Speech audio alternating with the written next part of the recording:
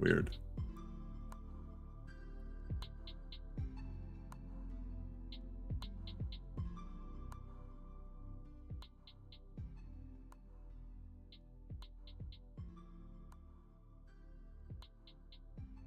So loud.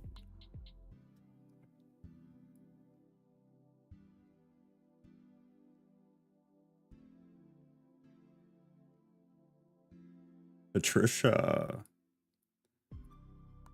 First, you win.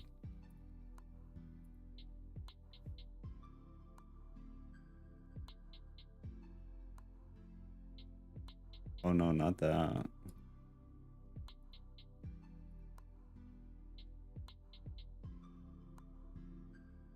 Not first.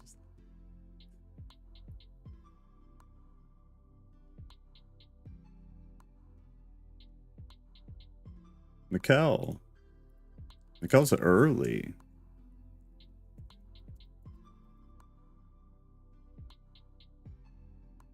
All right. There's a poll for the algorithm. Augustus has joined the chat on TikTok. Was it Augustus who has like an anniversary today or something? It was one of those guys. I don't remember who.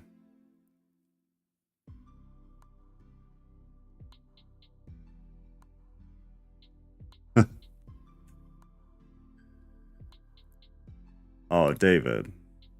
Good evening, everyone. I've been looking forward to this discussion. This will be new knowledge for me. I love each one of you. Signed, David. David's kind of a big deal. David's kind of a big deal. That is true. Hi, friends. See if I can fix that. Yay. Yes, Mikkel, thank you. No what? No lizard. No lizard tonight. Letre de Fuego. Old TikTok boy. Hey there. Patricia says meow.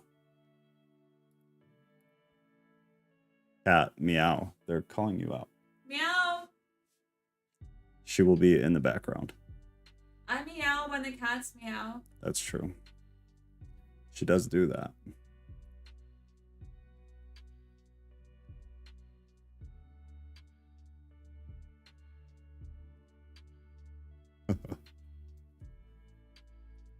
Hey, Tampa. All right. Well, let me see where all the stuff is. Okay, if you're watching this later, we have another YouTube channel at Live Bible Study, where we do 3 now lives every week, from the canon to the Apocrypha to other stuff like the Epic of Gilgamesh, and some more of that type of stuff. Actually, I'm planning on right now. That'll be real good. Origin story stuff, creation stuff, old myths that are very similar to the good old Genesis. But all that's going to be on at Live Bible Study. And we have a Discord. There's a link pinned to the top of the live chat, and there's a link in the description of all the videos. And that is free, and it will always be free. And it is very easy to join. And if you join and you don't like it, you can very easily leave. But I doubt you will if you're into weird stuff like this. It's a good place to be that you will probably most likely enjoy. So join there and check it out. Patricia, only some aspects I like. I went down a Gnostic rabbit hole after you mentioned it earlier, Ruth. Oh God, please be careful. I gave a very clear disclaimer when we did the Gnostic things. 90% of what you find about Gnosticism will not actually be Gnosticism. So just be super, super careful because of all the things that we already talked about. But a lot of it is just not genuine. It was written by people that hated them. So we have to be mindful and careful of those things. Mikkel said, Joe, check out that video. I tagged you in the Bible channel at Discord. I know you're busy, but when you have a chance. Okay, I definitely will. I definitely will. I'm sure it's good. Yay for rabbit holes. Most of the time, yay for rabbit holes. The majority of the time. But certainly not all of the time. Sometimes danger. rabbit holes. Ruth had a message redacted. Oh, retracted. Okay, well, that's different. Yeah, yes, Master Joe, we will be careful. Please do. I don't want you to become indoctrinated. Just do it.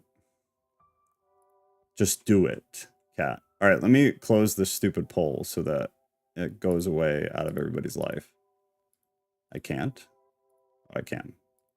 I better be able to. Well, see if you can get the one on its own, but if not, then whatever. Main thing I learned, which Joe mentioned in our Gnostic Live, is that there is a typology which generalizes Gnostics, but it's not actually accurate to what they believed. And it's more of a school of thought rather than a religion of any sort. True. It's the interesting thing is that, like, there's a possibility that those were just the first Christians who, like, had no organized dogma, had no organized denominational anything. Some of them believed this, some of them believed that, but just none of it was really labeled. It's possible that they were just a bunch of early Christians before you could fit into categories of some kind. And then some of them did, and that was like the stuff we went over, like the Valentinian version of Gnosticism. They had specific beliefs about things. And some of the other schools of Gnosticism had specific beliefs about things. But it seemed like a lot of the very, very, very early Gnosticism was just a bunch of Christians trying to figure stuff out, which is, a lot of it makes a lot of sense. And then a lot of it is like, okay, well, this seems like today's Christians who believe all sorts of different things, and there's no cohesiveness whatsoever among any of them. It's just this mix match craziness. But it's complicated. Some rabbit holes are laden with booby traps. That is very true. No indoctrination here. No, I'm not worried about that. Not with you people. I think it's mysticism, not religion. Mysticism is meant to be a key to understanding religions. True, right? But do you think the Gnostics were trying to understand religions? Or do you just mean like trying to understand the universe and the world? And because of that, I realized I didn't have the voice thing open, so now it is. 12% were excited to see your video, Joe. Wow, that's brutal. Ouch. Ouch. Ruth. She's mean to me. God. I'm just gonna shut this down. Everybody have a great night. Go learn it somewhere else. They were just trying to understand and seek truth and knowledge, right? And in doing that, there's no possible way to not conclude things. So they concluded things. Like one of them was that the Old Testament was garbage because they believed it was not cohesive with who Jesus Christ was, and most of them firmly believed in Jesus Christ. But then they believed different things about him too. So it's not like they were the ideal Christian by today's standards. We're becoming more like Marcionists than Gnostics. Yeah, I think there's an interesting in-between from my perspective. I think Marcion is like a tame, more traditional to today's Christians type of Gnostic view, who also rejected the Old Testament for the same reasons, that it just did not seem cohesive with the person of Jesus Christ or the deity of Jesus Christ. Patricia said next rabbit hole is Marcionism. Yeah, that's a worthwhile one going down. The problem is we do not have the text. Like, it does not exist. Hey, Joe. Yes. Basically, I think mysticism is like, it's like you're trying to make sense of a bunch of clues and you're doing it in a very symbolic way. So like they have all these clues from antiquity, from their antiquity. And so they're just trying to make sense of what they all mean using symbols. Oh, okay. If that makes sense. Yeah, and yeah. I think religion kind of does that, but it's just like this exterior layer, like it's the top layer, and mysticism's more of like a deep layer. Yeah, I agree with that. That's fair. That's totally fair. I was just making an observation, said Ruth, about being savage to me. Marcionist. That's gold. Pure Blood just had babies with Marcionists and Gnostics. I like that. That's good stuff. It's hard to say, but it's good stuff. All right. So the Gospels of Jesus Christ. Zoomed out first. A lot of stuff everybody should know, at least to varying degrees, but you should have like some knowledge of some of this. Maybe some of it, like dates, you won't, but hopefully some of it you already kind of grasp. There's a lot of emphasis on symbolism and allegory with Gnostic, which I appreciate a lot, for sure. They did a lot of things right, I'm telling you. It's a rabbit hole you go down and you'll be like, oh man, a lot of this makes a lot of sense, actually. And it kind of makes a lot of sense that they completely demonized, that the religious people completely demonized it. David said, I discovered a real rabbit hole with 2 of the cutest baby rabbits inside. Actually, Guapo the wildcat found the hole. I love you, David. You're the man.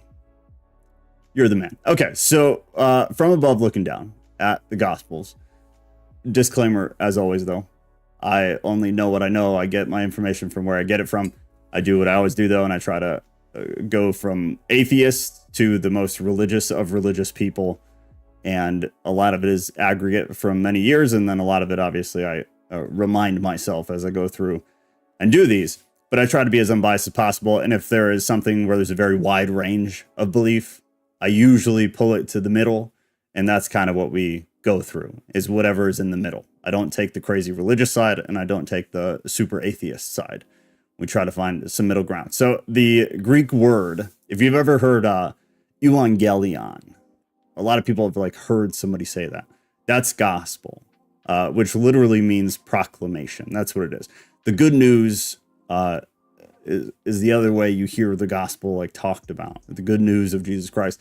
But it was a proclamation, which, like ecclesia, the church, this was a wartime term. So when the victor was being announced, or the arrival of a new ruler after war, this word euangelion was used.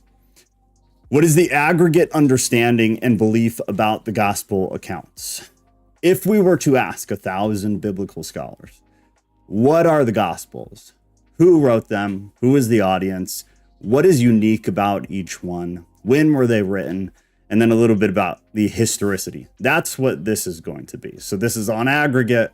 If you were to ask a bunch of biblical scholars, you would fall somewhere in these ranges. Matthew, Mark, Luke, and John. Starting with Matthew. Matthew, Mark, and Luke being the synoptic gospels, meaning the same, because they basically are. And John being kind of this whimsical, different gospel that just happens to be also the latest one. But Matthew, the focus of it was Jesus as the fulfillment of Jewish prophecy and the promised Messiah. There's argument there, but that's fringe, so we won't go into it. But just so you know, just so I'm honest. Who is the audience? This would be predominantly for Jewish Christians. And if you read Matthew, the real edge to it is the author is really pushing towards bringing Jewish context and commonality to the gospel. So, which is a really interesting thing to do. If you read Mark next to Matthew, there are stark contrasts and differences because the audiences were entirely different and the authors were entirely different. So the authors had different things they wanted to push, and that's just the reality. So the gospel writer of Matthew is really pushing Jewish context. This is why we get some of the contradictions in the Gospels, where in Matthew, for example, we're told to pretty clearly stick to Jewish law. The Jewish law matters. And yet in some of the other Gospels and in the epistles from Paul, there's this no Jewish law. Jewish law is completely gone. It's been fulfilled. None of that has any place with us currently. Matthew disagrees. Matthew pushes it pretty hard. Some of the unique things about Matthew, we have the genealogy that links Jesus to David and Abraham. That's important for case building for who Jesus was. You have extensive use of Old Testament references because, again, there's a huge Jewish context to this gospel writer. He really was nailing down on the Jewish commonalities. And you also have the Sermon on the Mount, which is important, which it was also something you have in the Gospel of Luke, and it's identical. When was the Gospel of Matthew produced? Probably somewhere between 80 and 90 AD, likely towards the end of this range. I will add that likely towards the end of this range, your super religious scholars will probably disagree. They'll probably say it was around 80 for obvious reasons. They have a reason to want it to be earlier because there's some issues with it and some of the other gospels, Mark specifically. But from what I understand and I find personally opinion to be the most compelling is that it was either in the late 80s or real close to 90 itself.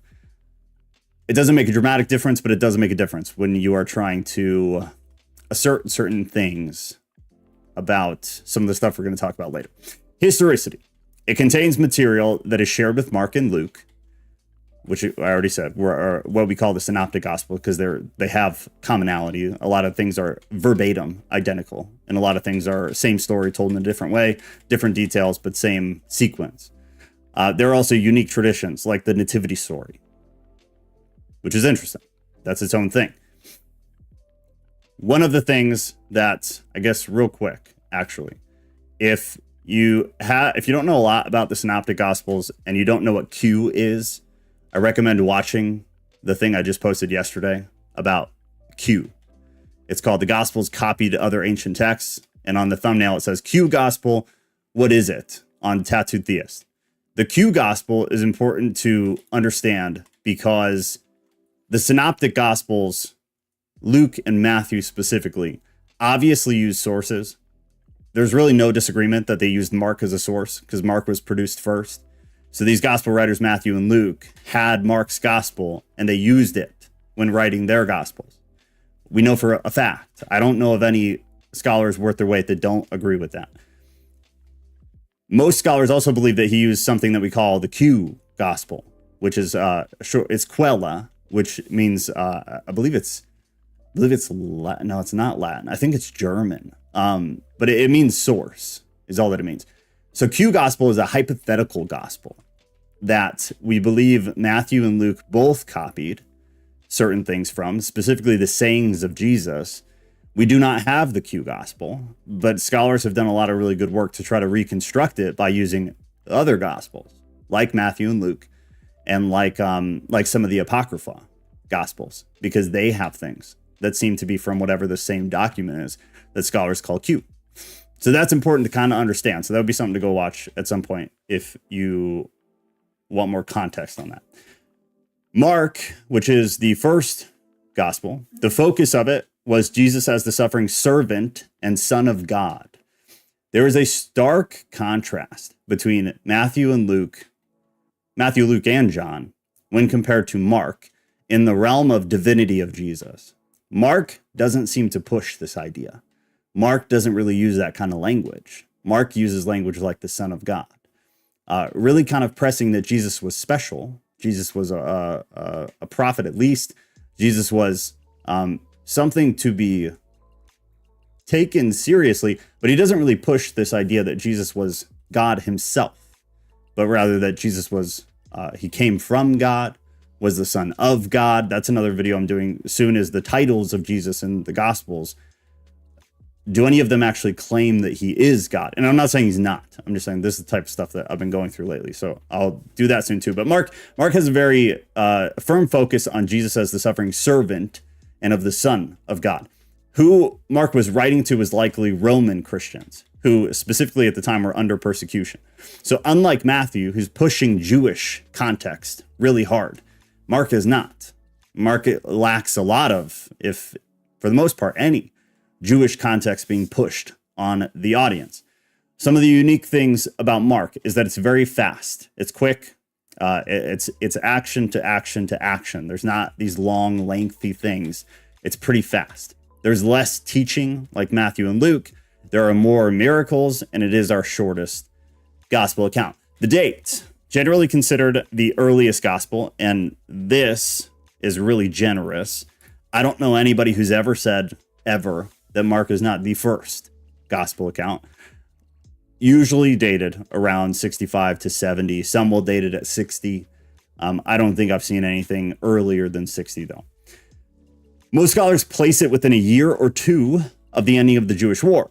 And so here's some Marcion. If you remember when we did Marcion, we talked about his story. Right around the time is the most prevalent period of Marcion as a character and the compilation of the New Testament. Just something to consider. It was roughly around that period, loosely.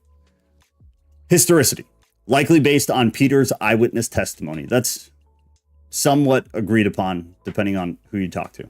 See, it's also seen as the foundation for Matthew and Luke, like we already briefly touched on. Mark was a source. Matthew and Luke absolutely used Mark's gospel when writing their own. Then you have Luke. Jesus is the compassionate savior for all people, including Gentiles. So in Luke, you have some of the Jewish stuff. You have a lot of the Gentile push, the non-Jewish Christians.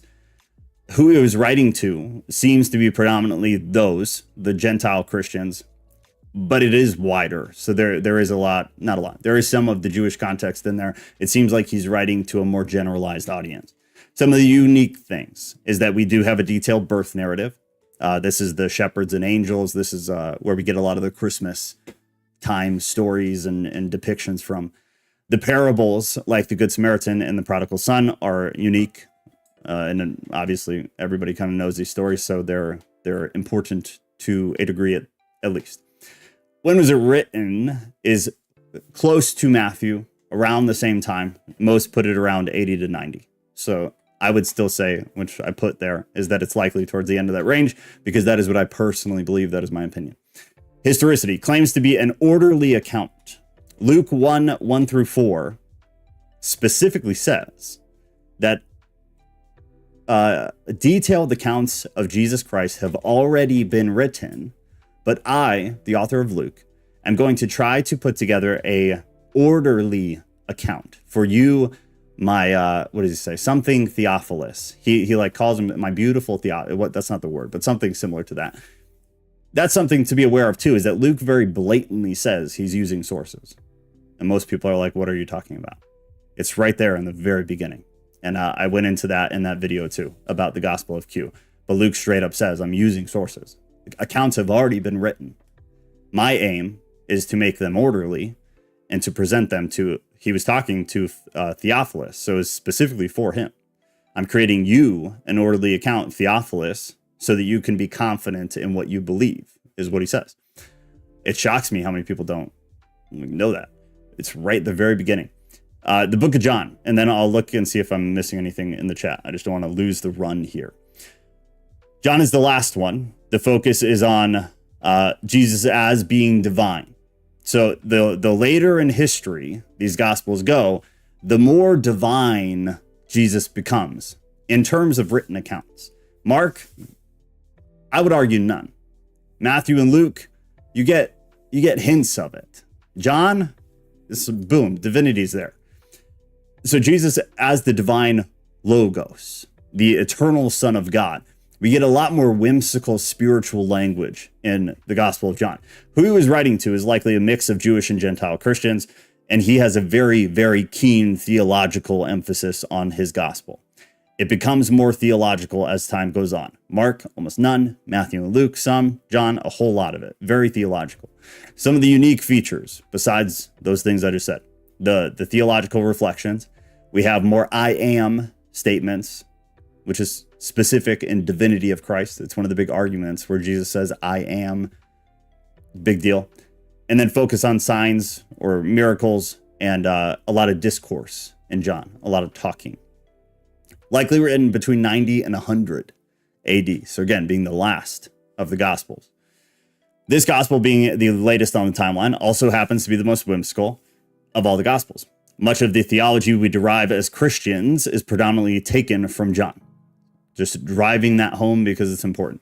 Historicity, significantly different from the synoptics, raising debates about its historical versus theological intentions, because it really does seem as though the theological is the only thing that matters almost in John. But it does copy or pull from the earlier Gospels in terms of some of the historical accounts. Okay, all that being said, let me see if I missed anything important, and then we'll move on to more detailed historicity. Is it true the more you suffer, the more you sleep deeply? I sleep like Bible sleep, meaning not alive, or sleep like night sleep. I also learned John is more of the Gnostic gospel. In a sense, for sure, because of the theological and the whimsical nature of it. The interesting thing is some of the other gospels that did not make it, that we do have, it's beyond me why they're not being used. It makes very little sense to me. And when we eventually read them, we can go into great detail on that, and I can complain hard. John is a very mystical Greek-inspired gospel compared to the others. It's my favorite gospel. That is not surprising. It's really good. It's really good. Mark is my favorite. But John is very interesting, if nothing else. Reading them all together is what is mind-bending. Super religious? What's that? The Bible is a fractal code book with a narrative laid on top, in my opinion. I think that's a fair description of it. Yeah. I would add an incomplete fractal code book. Sun and image come from a similar concept, extension of, counterpart, or shadow. This is why Son of Man, it means image of human. And then Daniel 7:13, Revelation 1:13 and 14. Yeah, some of that stuff, it's interesting. The titles of Jesus and the things he's called in the Gospels is the next like solo video I'm doing, and I'm excited for that because that's one of these things that once you really nitpick it made me restructure the way that I viewed all of that. Not what you said specifically, but that type of context. Luke has sources is flimsy. What's his source? How could you possibly say that? What do you mean? Mark, for sure. I don't know any scholars who are worth anything that say Luke did not use Mark as a source, and then Q, and then L. Like, these are pretty established things.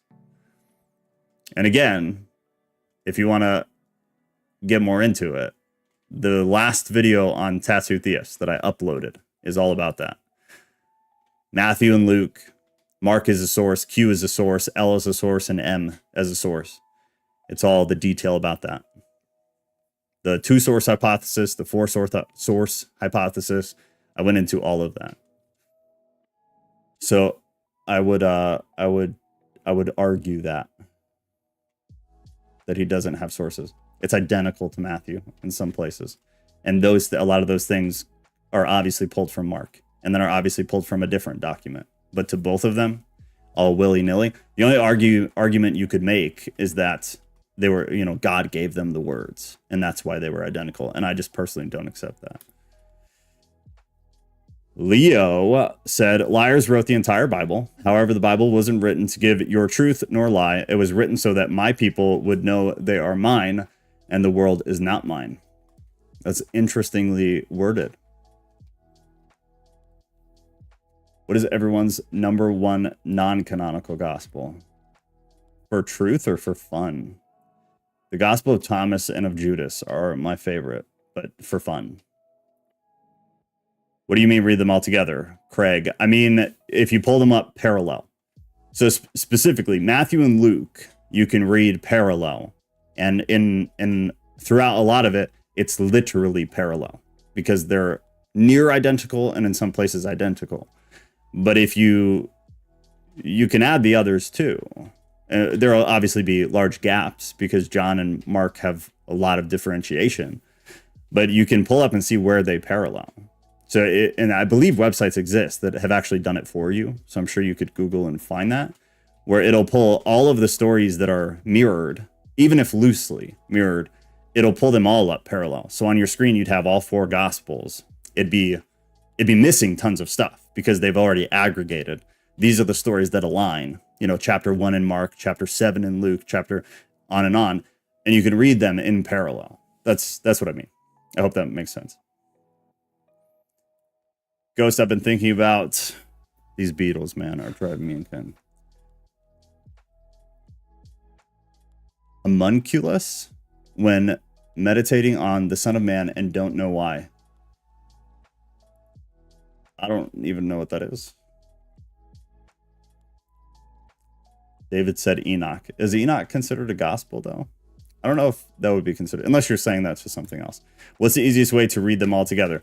I'd have to find the website. I know there's a website that exists that does it for you, but I know most websites where you can read the Bible, like Bible Gateway, you can pull them up. You can like add parallel Bibles. So you can, with anything, you can like pull up Mark and First Peter and First John and then Isaiah or something. I believe Bible Gateway lets you do up to 4, maybe more than 4. But most Bible websites will let you read parallel. And so it'll split your screen in half, usually to start. And then you have to pick where you want it to go for each half of the screen. But I know a lot of these websites do more than 2. So you can pull 4, some do even more than that. But I want to say most, if not all, Bible websites do that at this point. So I would just pull up your favorite one. But I'm pretty sure Gateway is one that does do it. Okay, historicity of the Gospels. The Synoptic Gospels, Matthew, Mark, and Luke. A lot of the material, again, is the same, often word for word. This could add credibility to the concept of a shared source, possibly Q, and then also oral traditions. So the general idea, again, is that Matthew and Luke specifically used Mark, used Q. Matthew then had another source that scholars believe is written, that they call M. Luke had another source that scholars believe is written that they call L. And then most scholars believe they also both had, obviously, oral tradition that was being passed around too. This would account for a lot of the things that are similar or the same, and then would account for them having things that each other does not have, but seems to be in alignment with a different document. They reflect first century Jewish and Roman cultural contexts, leading plausibility to their accounts, which makes sense, including both historical events and theological interpretations, making it challenging to disentangle pure history from theological intent, which is true, especially to John, but is absolutely found in Matthew, Mark, and Luke and the Synoptics as well. And then with John's gospel, we know that it was written much later than Mark and still quite a bit later than Matthew and Luke. There's a focus on chronology. There is a big emphasis on the theology. It contains John's account, contains a lot that the Synoptics do not have at all, like the raising of Lazarus. And then, like we mentioned earlier, these lengthy discords, these conversations that don't exist in the Synoptic Gospels. Some scholars argue it reflects a theological memory and bias more than a strict or accurate historical account. Then, as far as non-Christian sources, you have Josephus, which we've talked about a lot periodically over the past year, Tacitus, Pliny the Younger. They mention Jesus or earlier Christians in their writing. And these are some of the extra biblical sources that people will turn to, like in apologetics, for proving that Jesus even existed as a person. They affirm that he did exist, and some of them affirm that he did, in fact, get crucified. So even most atheist New Testament scholars will agree that Jesus did exist and that Jesus was crucified. Where their line is that he did not rise again from the dead. The references do not confirm all gospel details, though. They confirm some of the bigger things. They add more broad support to the fact that Jesus existed and did some of the things that he did. We also obviously have some archaeological evidence that would then align with the gospel accounts. They've done digs. They've found things in Jerusalem, Galilee, other places. I know they've dug Corinth, Ephesus. They've done these things. They've found things that have added and helped add validity to the gospel accounts. On to authorship. Oh, interesting. Okay. Yeah, I don't know anything about that, Mikkel. That is Joe is ignorant field for sure. Pinocchio. Discipleship and apostolic authority. So now authorship is very hard. And this is, I think it was Scott that a couple weeks ago, I said something about how the names on the Gospels were not who wrote them. This is sort of an explanation to that. So Matthew and John, they were both said to be disciples of Jesus. Matthew being the tax collector and John being the beloved disciple. According to that perspective, they were two people that were with Jesus and then were telling their accounts of it. And we'll tear into it a bit more in a minute. Mark is said to not have been a disciple, but was rather a secretary of sorts to Peter, the apostle Peter. So a companion to a disciple. Therefore, the understanding is that Mark is providing Peter's account. And that's pretty well agreed upon, I would say, as far as like the normal view, the normal perspective. The early church fathers have written comments regarding that fact, that Mark was a companion of Peter. So you have a little bit of corroboration from the early church fathers on that. And then Luke, not a disciple, not a companion to a disciple, but was rather a companion to the apostle Paul, who was not a disciple of Jesus. The early church fathers also confirm that Luke was a companion to Paul. And that's primarily how we know that. And the truth is that most of how we know any of this is from the early church fathers, which again, we're talking about a lot of the same people who were demonizing all of the versions of Christianity that did not agree with what was being taught. So the Marcions, the Gnostics, anything else that did not align with what they believed, essentially.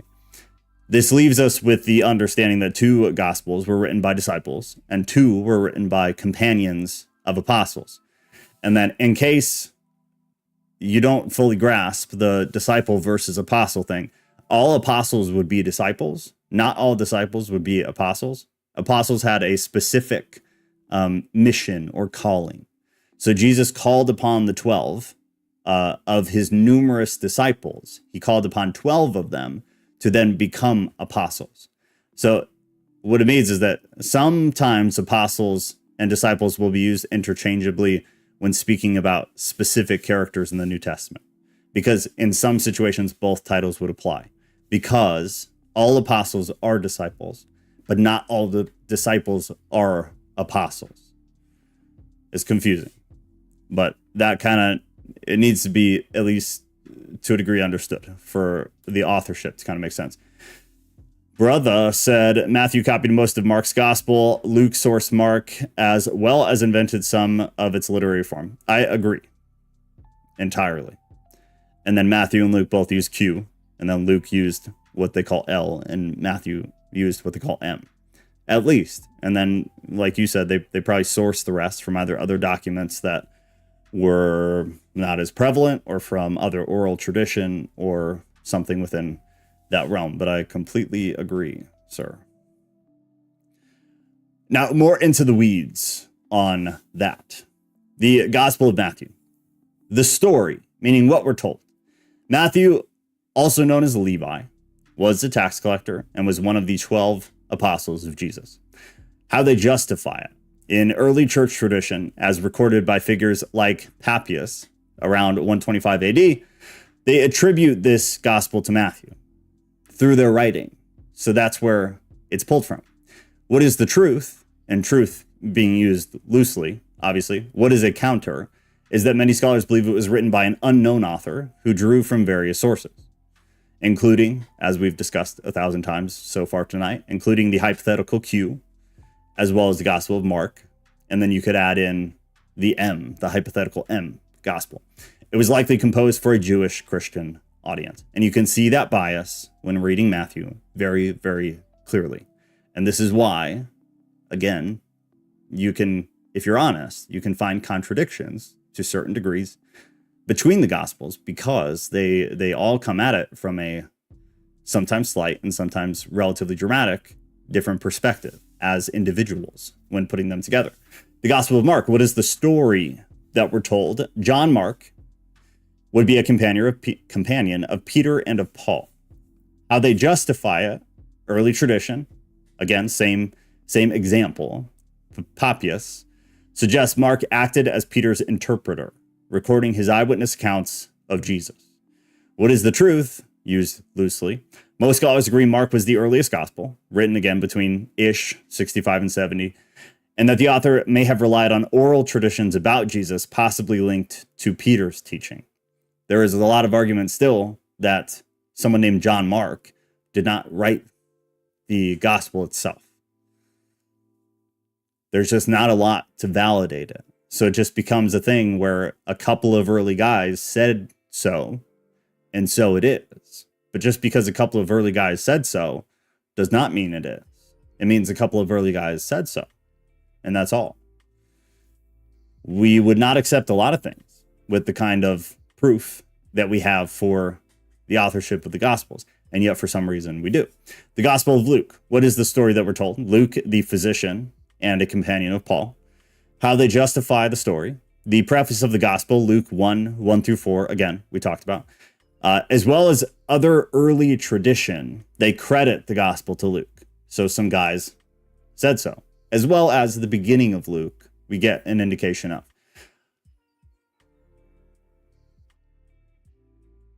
Oh my gosh. Okay, so the early tradition credits it to him. The preface of Luke, credit to him. Luke is also considered to be the author of Acts of the Apostles. Luke's emphasis on historical details and his Gentile background are often noted. There is a massive rabbit hole called Luke Acts. Massive rabbit hole about the authorship of both, and then massive rabbit hole deeper into that broader topic on Acts itself when tied to the Gospel of Luke that eventually we will do. What is the truth? Used loosely.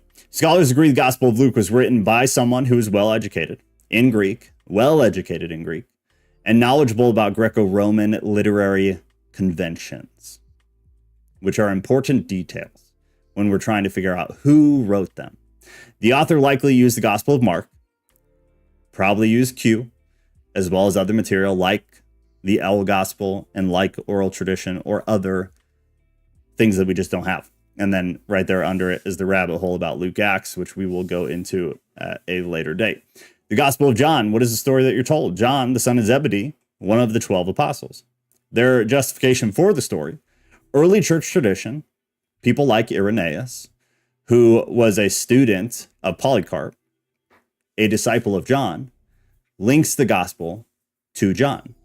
So again, a couple of guys said so, and it very well may be so. But just because a couple of guys said so does not make it so. What is the truth? Used very loosely. Scholars debate the authorship pretty heavily, actually, suggesting it may have been written by a Joannian community or disciples of John, rather than John himself, which in my personal opinion alert, I find much more likely than John himself writing it. This gospel is theologically specific and really focuses on Jesus' divinity. Yes. Aren't older books in the Old Testament written like that too, where they're written by like the disciples of the guy, like Ezekiel had followers? Yes. I think so. I don't see why they would break with that tradition. I don't either. And one of the biggest things, man, that in some of these little like breakdown videos I'm doing, that comes up a lot is especially when we're talking about like the people who were really close to Jesus, these were not well-educated dudes, which I think actually we go into in some of this, but like they were not well-educated. The idea that some of these guys from rural areas, the idea that they could speak Greek is insane. The idea that they could write it is bananas. It makes no sense at all. Some of the arguments like fall on their face right there. It's nonsensical when you break down to it like that. But yes, like a lot of this ancient stuff was a lot of the early texts of in the Bible, out of the Bible, is like they were written by someone who knew him. And in more cases, I would say, were written by someone who knew him. And these things were kind of passed down. Because later they became more educated, or somebody who was educated started to follow the person and then was able to write it. A lot of stuff like that. Yeah. I think that's why scribes were so important back then, because you kind of had to have one. Oh, 1,000%. Yeah. Because everyone could talk and give descriptions, but they couldn't write. Right. It was a rare thing, especially with like our New Testament biblical characters in Greek being able to write is like a stretch. It was not a super common thing. That like everybody could write in Greek. It just was not the case. Yeah, that makes sense. Are there any denominations that think the actual authorship is important? I would say yeah, massively. I would say if you said any of this stuff, if you any of it to Reformed Christians, they will light you up. I would say the same for Catholics too, actually, because a lot of these church fathers, the Catholics have claimed as theirs. They say these were like the early Catholics who then later became Roman Catholic. I would say most, to be honest with you. I think most of these denominations push back against any idea that we don't have confidence in it. I think you find scholars who are like, no, dude, we have no idea.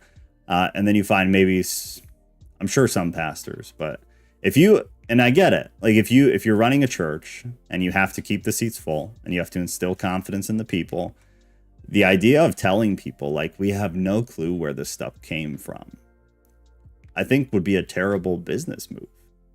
That's a risky move. I don't know if you guys have talked about this already. Like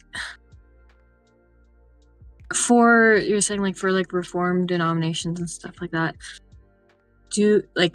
What do they believe about it then? Like, do they just believe it was handed to us? No, so I would say most of them believe, and that kind of like the way that I set this up was like, what is the story? John Mark was a companion of Peter and Paul. The story in this last segment has been what I would say most Christians across most denominations believe on aggregate. So when I sarcastically say the story is what they would probably say is the truth. So if you went to some of these, and I'm not like picking on Reformed people, again, like Catholics, probably the same thing. And I would say Orthodox, probably for the most part, the same thing too. But if you said John Mark did not write the Gospel of John, they'd be like, no. He did. Matthew, also known as Levi, a tax collector, did not write the Gospel of Matthew. They'll be like, no. He absolutely did. So they think whoever, like what the name of the gospel is, they wrote it. I would say most Christians, yes. But to be fair, I think it's because most leadership does not teach this. And I would also say that most pastors don't know. I'd say most like normal pastors at church don't actually study the history. They study whatever they were told. And a lot of them, from being in that world, I know they don't go to school. Like you don't have to go to seminary to become a pastor. I learned that in seminary because there were not a lot of pastors at all. So I would say most of Christianity as a whole believes these things. That John was written by John, the son of Zebedee, and Luke was a physician, and he wrote it, and all that. I think when you then push into scholarship, you'll find that statistic flips, where most of scholarship is like, it's very unlikely. It's very unlikely. Mm-hmm. Yeah. Interesting.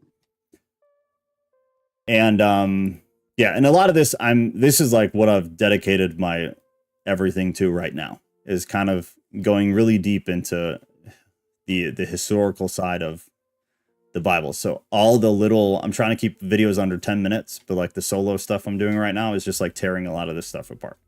So if I guess from these videos, if you guys have specific questions or things that like you wish were done deeper that we didn't go in enough, let me know. And then I'll make them into one of those short little things where I just focus in on that. Okay. So things to consider regarding the authorship. And this is Ghost asked a question that brought up some of this already, but we'll go in a little bit deeper. So obviously Jesus is inarguably the absolute most important character throughout all of human history. The gospel accounts are likely the closest and best data, and this is true, are likely the closest and best data we have in regards to who Jesus was. What did he do? Who was he? What did he say? Therefore, being honest about them, in my opinion, is extremely important. And I don't feel like we are. Jesus was born in Nazareth. which archaeologists have excavated and attest to being a very, very, very small place population-wise. A few hundred people probably. Nazareth was located in a very rural part of Galilee. Jesus' disciples come from that same region. Extremely rural zones that did not speak Greek. They spoke Aramaic, which is why we have Aramaic in context of Jesus. And almost certainly, and I think it's fair to say, just downright certainly, could not read and absolutely could not write. They could not. It would make no sense. So unless divinely inspired by God to be able to write in Greek, it's very, very, very astronomically unlikely. Only the most affluent and oftentimes wealthy people received any education at all. And in these rural zones, scholars say there were no schools of any kind. Like, that didn't exist here. That wasn't there. You had to go other places to get any kind of education. And again, if you were not of status, social status, and did not have wealth, it was unlikely that you would be able to. A small percentage of the elite, as we would call them today, learned to speak Greek.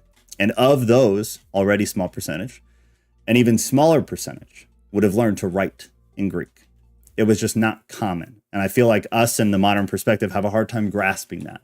Most people, at least that we know, like in our personal lives, most people can write, no problem.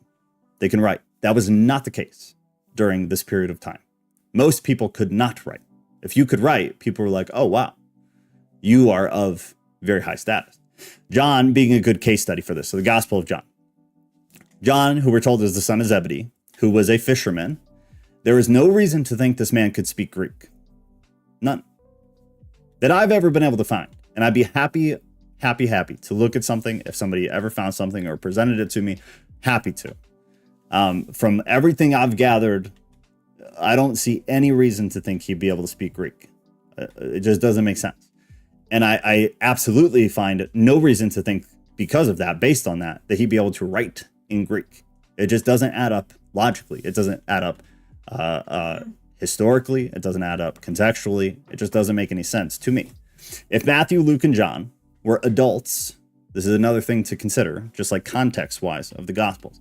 If they were adults when Jesus was beginning his ministry in the later end of the 20s, year-wise, 20s, not age, in the latter end of the 20s, and we don't get most of these texts, these Gospels, until 70, Mark, 80s, early 90, Luke and Matthew, and then around that 90 to 100 for John, then we're making a pretty wild claim about life expectancy that we know is not true.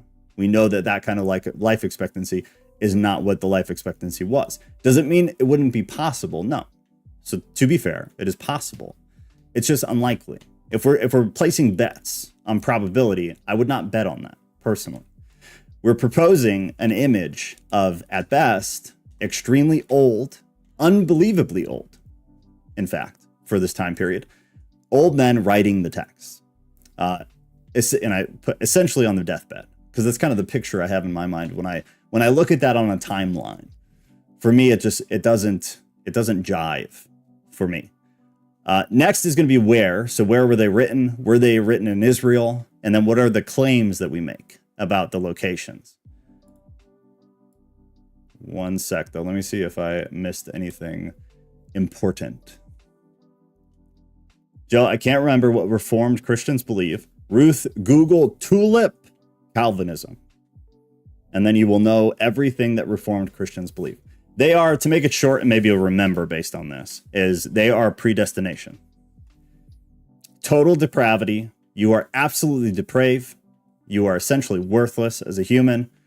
And God predestined everything, including all the evil that happens in the world. Can I ask something? Can we go back a little bit? Yeah, where? I feel like I missed something regarding, like, you were talking about how one of the authors couldn't have spoken Greek. Yes. But I didn't catch which one you're talking about for that. All of them. Oh, all of them. okay. Yeah, so it's just Okay, in the whole, they're all written in Greek, right? yeah, all the gospels were written in Greek. Oh, well, that's pretty obvious. Right, right. And again, I want to be super clear though. I'm not saying it's not possible. I'm saying it's unlikely. I'm saying based on the history, based on the locations, based on where they were from, based on what we're told, like the son of a fisherman, based on these factors, I don't see why you would think they'd be able to. It doesn't mean it's not possible. It's just it's unlikely, in my opinion. It's much more likely that It could have been translated from whatever language, but we don't have any, we don't have that evidence at all, right? I don't think there's any evidence of that whatsoever. No. And even then, though, the fact that we'd say they'd be able to write in any language is unlikely.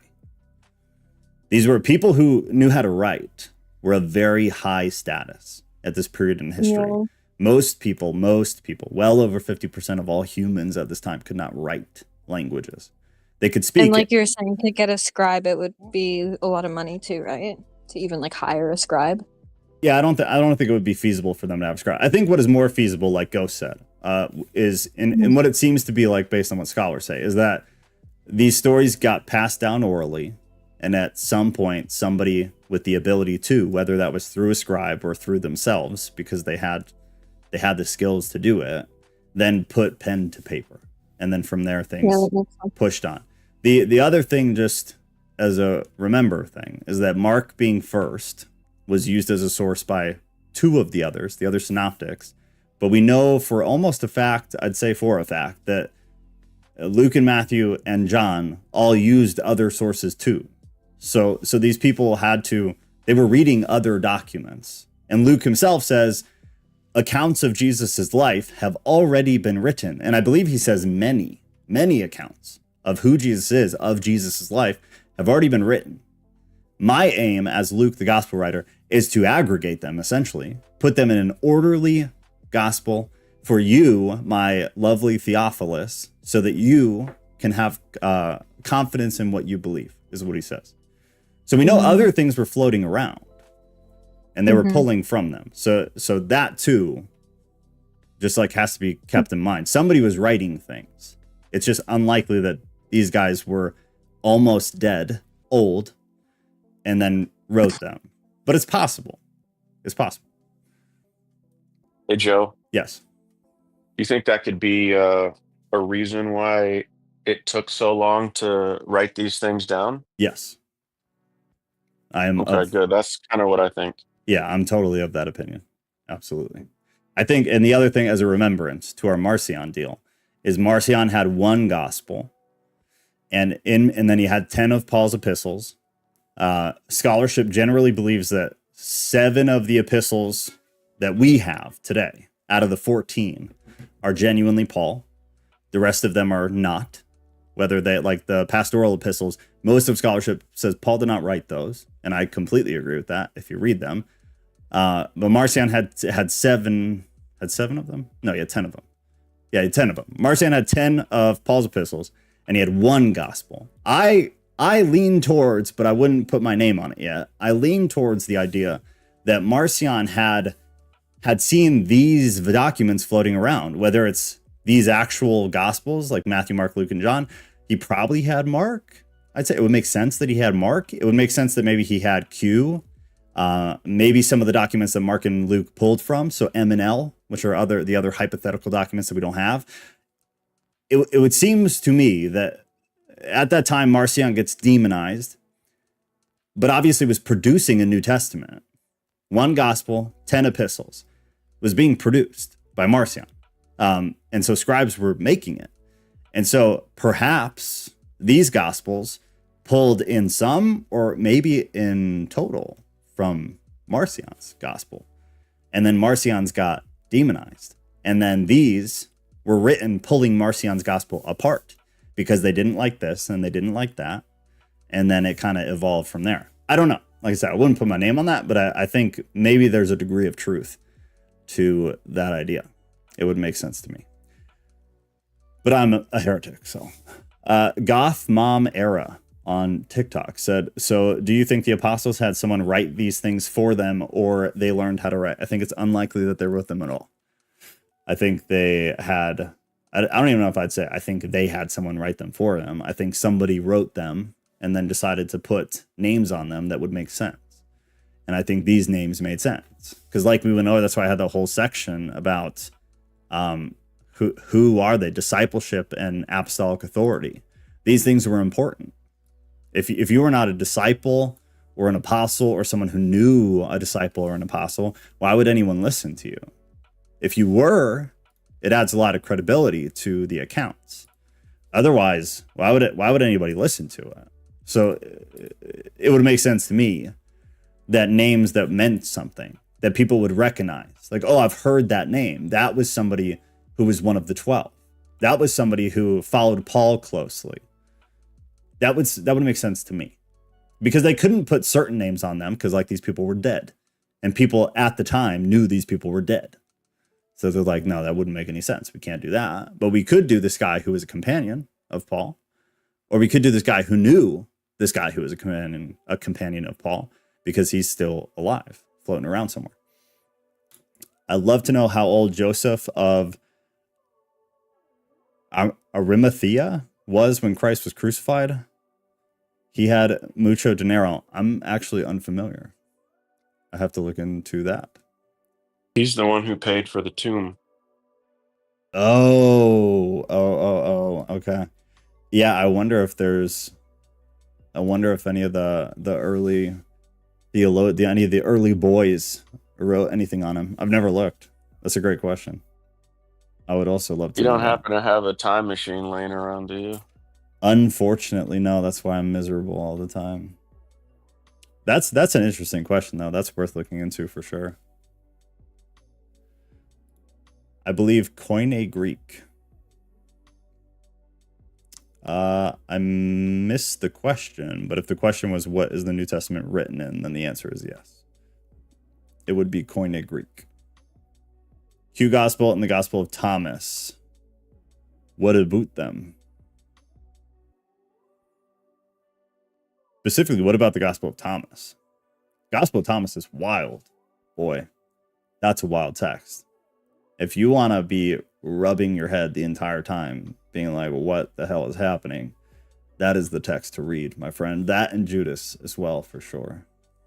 Aren't those two like the main Gnostic Gospels that they follow? Yeah, so there's still some argument about whether they're actually Gnostic, but yeah, they've been attributed to the Gnostics for sure. Judas is really, really interesting because it paints an entirely different picture of Judas. Like it was all, and I get why they label it Gnostic, a lot of people, because the whole kind of idea of it is that it was all like a play. Jesus and Judas were like running a con the whole time. And so they like had this plan in the background, and they were actually buddy.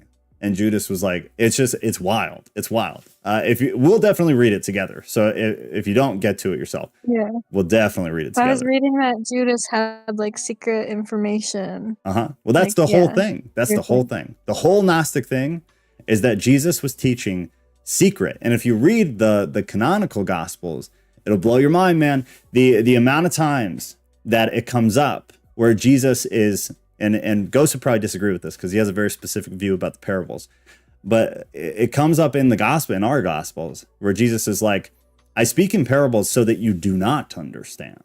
And then he says things like, I don't want them to grasp this. These things will be told in secret. Like those are in our gospels. And if you really dissect them, and then if you go to the Gnostic gospels, or you go to the gospel that just so happen to not make it, it's like a continuation of that. And so the whole idea was that in the gospels, Jesus is speaking to the public a certain way, teaching them certain things. And then even in our gospels, he alludes to the fact that he's telling secrets to the apostles. And then when you go to the Gnostics, you see these secrets you see them be revealed. And you're like, oh, whoa. The plot thickens wildly. It's super interesting. I actually agree with that, Joe. Do you? Okay. I didn't know if you would, because I know you have very specific views about like parables and whatnot. Well, yeah, veils are important. like parables are telling the truth, but Jesus was talking to them privately in a more literal way. And I think that's kind of necessary, really. I think so too. And then if you pull that even back more to when we were talking about the Gnostics, how they kind of see there are three types of people: NPCs, who are just kind of animals walking around. Then you have like normal people who have the capacity for spirituality but no depth. And then you have spiritual people who not only have the capacity but live in a very highly spiritual state. If you then consider those parts of the Gospels where Jesus speaks in a certain way to the masses and then speaks and teaches other things in private, it kind of aligns with that Gnostic belief too, that he's speaking in simple parables to the people, to the NPCs, if you will, and then he's speaking very plainly to everybody else in private. It's really interesting, man. All the dots start connecting and you're like, man, this is wild stuff. He explains things in different ways for different people to understand. Right. And he explains different things to different people is how it kind of comes out too, is that the masses don't get taught at all certain things. And then some of the Gnostics will make arguments from Paul, like in 1 Corinthians, where Paul talks about baby Christians, immature Christians, how you there he uses like the milk analogy and stuff, like we can't feed you good milk because you're all babies, you're all immature. There's a Gnostic argument that that's what Paul's talking about, where he's saying we can't tell you the secrets that Jesus told us that have been passed down through the apostles because you're all spiritually immature. That's why we can't teach you. It. Right. Which it sheds a whole new perspective on that part of 1 Corinthians, because everybody gets taught that it's just like spiritual maturity. You're a new Christian, so you just need to develop. Which very well may be the truth. But the Gnostics had a very different view of that section, which also makes sense if you interpret it that way. Mikkel said, Joe, in the video I tagged you, the guy proposes that Paul apparently quotes from the Gospel of Luke. It's a phrase Paul uses that appears in Luke. Yeah, so that relates actually, I'll watch the video, but that relates in a sense, I would guess, to the Luke Acts debacle.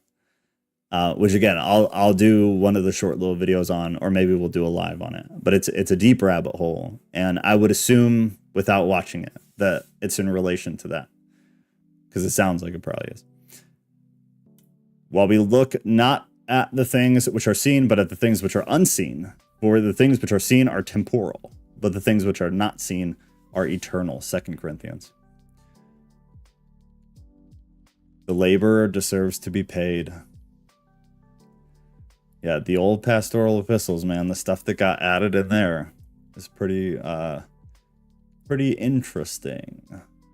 Almost convenient, if you will.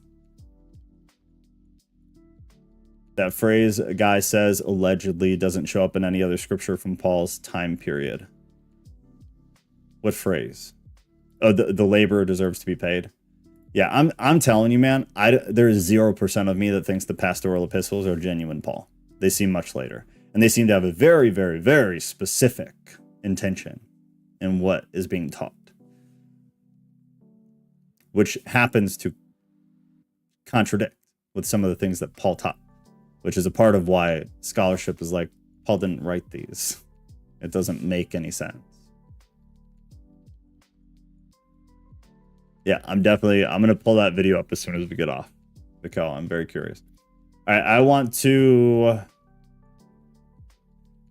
We're close. So let's, the where. Were they written in Israel? Many claim... Let me make sure I got all this right. Okay. Many claim that the authors lived in Israel, which is interesting. The only surviving author in the first century from Israel would be Josephus. Who is the Jewish historian we mentioned at the beginning of this, and we've talked about periodically over the past year. He wrote in Greek. So Josephus would be, without a doubt, the best source that we have for first century happenings in Israel during the boom of Jesus in the New Testament. He's what provides us a source outside of the Bible. So Josephus gets brought up a lot. If you read commentaries or exegetical sermons, things like that, Josephus will be brought up a lot because he's a good source that's not a part of the Bible to check things to. Scholars claim that Josephus struggled to learn Greek. Josephus was a smart dude. not a dumb dude. Even being of also the elite class, had to go to Rome to learn Greek. So just adding more context to the earlier conversation about writing and reading in Greek. Being that the Gospels were written in Greek by obviously somebody who is not just educated, but very educated, an educated Greek-speaking and writing individual, it's very unlikely that these writings took place in Israel because we don't have corroboration from Josephus, and we know what Josephus had to do to learn Greek, to be able to come back and then write in Greek about what was going on. It's not impossible. It's just unlikely. They also note mistakes that were made in the Gospels about customs of the Jews in Israel, which were documented in some early Jewish literature, meaning that some of the things in the Gospel, like Matthew, that has a very Jewish bend to it, some of the things that would be contextually seen as Jewish tradition or Jewish custom, we've learned from other early actually Jewish writers from the time and the area that what is depicted is not true. These things weren't actually, that's not how it actually went in that custom. Those things get pointed out by some other authors. And that leads credence to the idea that these things were not actually written in that area. They were written about that area. So what are the actual locations claims we get? Again, on aggregate from biblical scholarship, what do people say? For Matthew, they say it was written in Antioch. The reason that they give is because Matthew is focused on Jews and Christians in relationship to one another, with that push towards the Jewish customs and culture, of which Antioch, between Jews and Christians, relationship-wise, Antioch was a large population of Jews and Christians living together. So that would make sense. So whether that's genuine, because it could work either way, if you're writing in Antioch with Jewish and Christian cultures meshed, that would make sense. It would also make sense if you were trying to decide where to say that this was written from, because contextually it would make sense that you were trying to bring Jews and Christians together. So let's say it was somewhere where a lot of Jews and Christians were living together. If this is our only indication of location, for me personally, opinion, it's not enough for me to say like that makes perfect sense. That is a fact. For me, it's data, and it's good data, but it's not definitive data for me personally. The Gospel of Mark is said to be written in Rome. The reason being there is that Peter was in Rome, and we're told that Mark was with him. They say that there are Latinisms in Mark's Gospel, which I'm sure everybody knows what that is. If there are Latinisms in it, and we know that Mark was supposed to have been with Peter, then let's attribute it to Rome, which could very well be true. That's what leads us to think that's where it was. When you learn that Latin was being spoke basically all throughout the entire Western Empire, for me personally, opinion, it becomes less convincing that, okay, that was definitely written in Rome. The Latinisms is not enough if most of the Western Empire was speaking Latin. It's a data point. It's not a conclusive data point to me. John's Gospel, said to be written in Ephesus, which is interesting. The reason being is basically our later legends is why scholars place it in Ephesus. Ironically, the same legends come from the apocryphal texts that the Christians rejected as valid. So on one hand, they'll say that John was written in Ephesus. They won't tell you why. And then if you press them on it, well, it's because of texts that you believe are forgeries and are Gnostic and are heretical and are not valid. Those are the only ones that I'm aware of, and I could totally be wrong, but that I'm aware of. It's the only indication that John was written in Ephesus is because of apocryphal texts that essentially say that he was writing in Ephesus. Kind of funny. Luke. Scholarship seems to not make any bold or confident claims at all about where Luke was written. I've never seen anything that was even loosely compelling about Luke. It seems like it could be anybody's guess. And people make guesses. I didn't even want to include any because I think they're all weaker than the ones above. And the ones above are enough to me. So the honest answer for all of them is that we don't really know. We have ideas, we have data points, we don't have any anything that is conclusive or really breeds confidence. So obviously this is as much as we could do. So next time, because we'll do another one of these, I won't make us do it next week. We can save it for another time and we can do a poll for next Tuesday. But some of the things that I want to go into next time would be like, were the early church fathers quoting the Gospels, specifically Matthew and Luke, or had they heard oral stories? Where were the early church fathers getting their content and information from? How did the Gospels get their names? Which we went into a little, but then let's go in deeper. How did they actually? What early church fathers kind of did it, if you were to say so? Where did they really and when did they get the titles Matthew, Mark, Luke, and John? When did the Gospels, eyewitnesses versus oral tradition, which is another really interesting rabbit hole, if you will, about some of these things. So that's the plan for whenever we cover this again. But I will post a poll for next Tuesday. I'll put this in there, but I want to give everybody a break if you want to break from this stuff. Oh, man. If anybody has anything, feel free to break in or throw it out. I'll try to rife through the text here, or the chat here real quick. I don't really have anything to add other than just probably wanting to re-listen to this because there's a lot of the textual stuff that I am not an expert in. It's a lot, for sure. It's a lot. And then, everybody should pick it apart. Take some of the points and like do your own research. See what you find. It's hard. It's hard. It's all a game of like you can make any answer work for the most part. There's very little concrete. It's like, which guys do you want to take as valid? Because there's so little like documentation of this. And so which church fathers are you going to listen to? Because they contradict each other. Which gospel are you going to listen to? Because to a degree, they contradict each other. On certain things, they contradict each other. Which texts? The Bible or outside the Bible? If we use the text outside the Bible to validate things in the Bible, why is it that we completely push them out of our lives in every other context? It's just the problem with all of this stuff is that there's no end. There's no end. And you could be on any side and you can make any side sound valid and true as long as you use those sources. I think that's what makes it so difficult.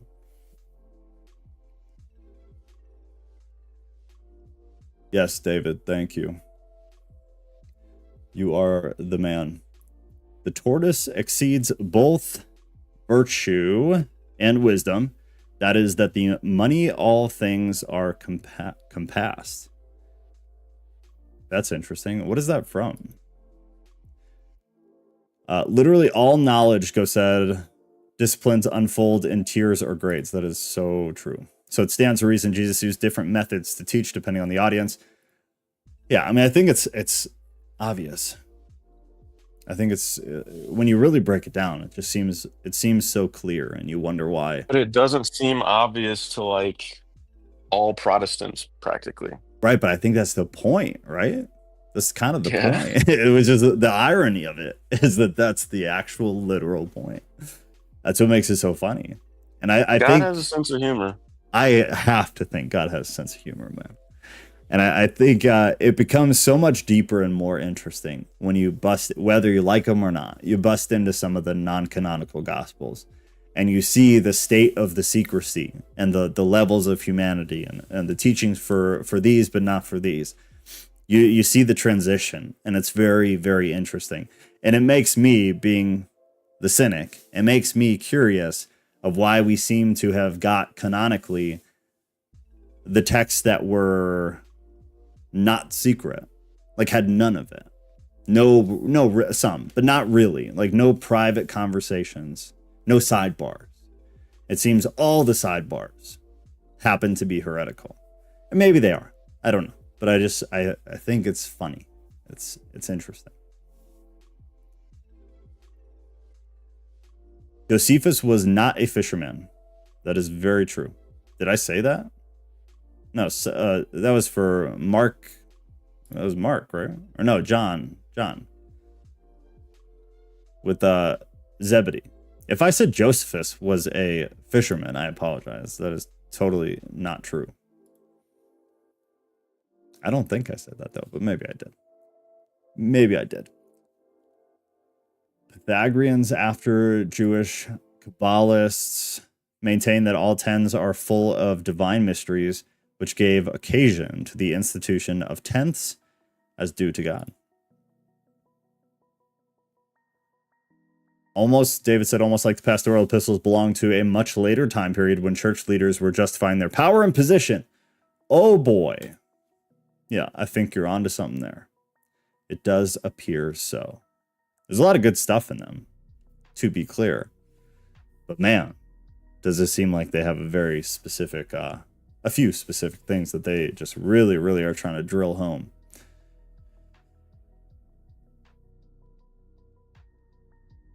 Thucydides in the beginning of history calls the Athenians, that is to say, wearers of grasshoppers. And the reason he gives for it is this. He says, "'Twas to distinguish free men from slaves." You're just full of the random factoids and quotes, man. It's good stuff.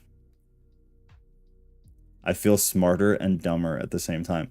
I constantly live in a state of feeling like that. So don't feel bad. I have never just felt smarter. That never happens anymore. That happened at the very beginning of me doing this 10 years ago. I felt smarter every time. And then there was a tipping point where then I just felt dumber every time. And that's kind of where I've been since then.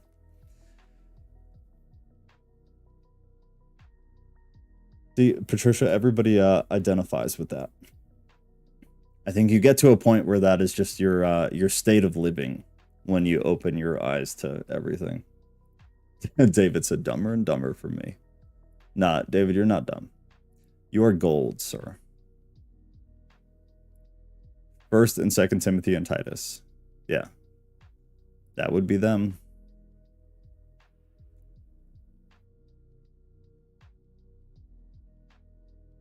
Yeah, Ruth. You got it. That's them. I have to look up which ones are the pastoral epistles, Ruth. Yeah, Google it. I would challenge you to read them. I would challenge you to do this. Read 1st and 2nd Corinthians, and then read the pastoral epistles. Or read Galatians, read Thessalonians, and then read the epistles. There's so much, man. There's so much interesting stuff about like Galatia and Thessalonica and the epistles to each and the authorship of them. That will be one of those short things I do. It's never ending. It's never ending. So, Joe, would you say like the writing style is different, or what kind of sets them apart? Yeah. So to not give it away and not go down a rabbit hole because I got to roll, is that there's a belief that, and I'll just take those specific ones out, but there's a belief that one of Paul's epistles that we have is written by somebody who's not Paul, and that one of Paul's other epistles was written by somebody else who was not Paul. And not Paul 1 used not Paul 2's text as a model. So it's like a forgery inception.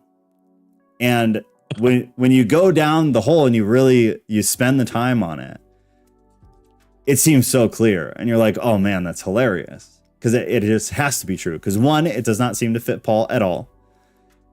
But 2, Paul 1, you can just obviously see that he used Paul 2's text as a model. And both of those are in the canon.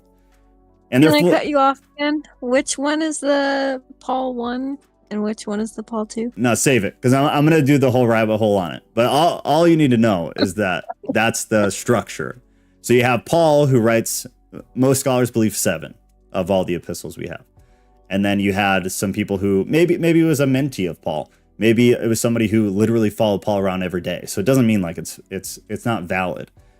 But most scholars believe that one of these epistles was not written by Paul and another was not written by Paul. And that one of those not Paul's copied the other not Paul's text, the structure of it, the form. Oh. And so you see that in the one not Paul. And it's just really interesting. But I'll get do the cliffhanger version. I'm looking forward to the video you make on it. Yeah, it'll be good. It's interesting. But I want to like pull them up and I want to actually show it You gotta see it. You gotta like walk through the text. It's good stuff. Gets me all excited, man. Yes, Patricia, those are the pastoral epistles. And when you read them, I believe if you're biblically literate, which I know you are, you'll at least see what people are saying. Ever heard some called pastoral? Yeah, they're called the pastoral epistles because they're what people use as like this is the model for what a pastor should be. Because the belief is that they were written from Paul to Timothy, at least obviously 1st and 2nd Timothy were, and then Titus, and from other epistles of Paul. I would say genuine epistles from Paul. We know that Timothy and Titus were basically training under him. So it would make sense, hypothetically, that he would write letters to them. Like, this is how you lead the church. This is how we do ministry, yada, yada, which is essentially what they are. Hey Joe, would you see like Carl Jung being like a student of Sigmund Freud as a similar type of thing? Oh, that's a good question. Where like his writing borrows a lot, but it's also different. And yeah, at least in a sense, I would say, yeah. It's just like you're influenced by either contemporaries or people who preceded you. Right. So I think it's the intention that makes or break it. So if the intention is good and this person knew Paul or knew of Paul really well and in good intention studied Paul and tried to carry on what Paul was doing, I think that would be similar to that. I think the worry and the fear is that, especially with like the pastoral epistles, is that they differ so greatly in some regards from what Paul seemed to have been teaching that it's hard to argue there was a good intention there. It seems as though, especially when you consider what Paul was teaching, like at Corinth, all these false teachers. Paul was like fighting for his life as far as like keeping the respect of the church because of all this false teaching that was going on, all the super apostles and stuff. It like begs the question, were the pastoral epistles, could they have been the working of like nefarious characters trying to undermine what Paul was teaching? Because in a sense they do. So two sides, I guess. Yeah, if the intention was good, I think it could be just like that, for sure. It's just one of those things, like there's no world in which we will ever know unless new things are uncovered and then validated.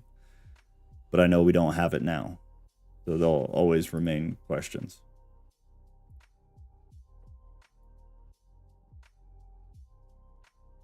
All right, anything else? Otherwise, I'm gonna take it down here. Like comparing our Joe to Lakewood's Joel.